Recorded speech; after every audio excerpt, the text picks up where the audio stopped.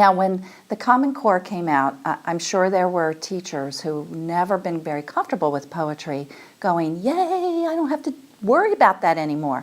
I only have to worry about narrative, informational, and argument writing. Piece of cake. But then there were other teachers who loved their poetry units who were disappointed, thinking, okay, well, now what do I do?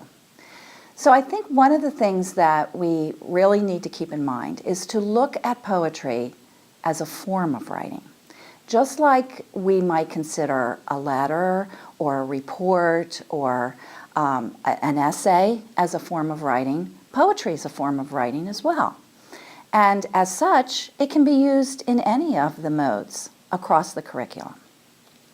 So for instance, in narrative writing, we're probably all familiar with the very lengthy Rime of the Ancient Mariner or the Midnight Ride of Paul Revere. But poetry can also be used not for long verses like that, but for small moments that we want our kids to write. I'm thinking a lot about Donald Graves' Summer Squash. And what Graves does is he uses the techniques of narrative writing in this poem.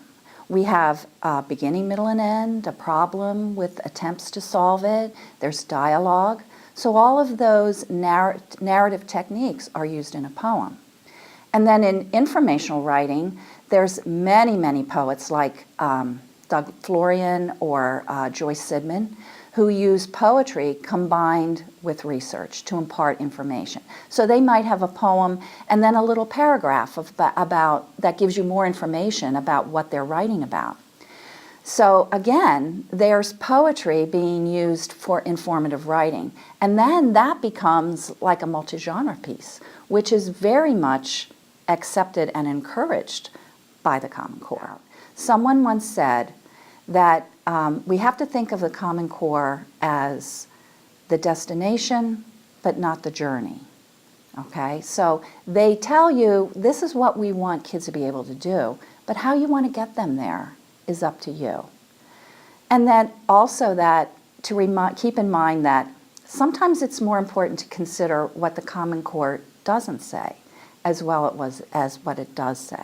So if you want to do poetry, it's there.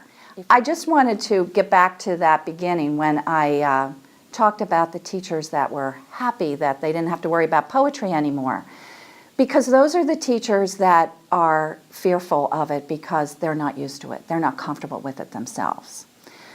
Lynn and I come across this all the time when we're working with teachers. So one of the first things we do is get them writing. And we use mentor texts. We use a scaffold of a poem. And as soon as teachers realize, hey, you know, I can do this, then they realize if I can do it, I can help my kids do it too.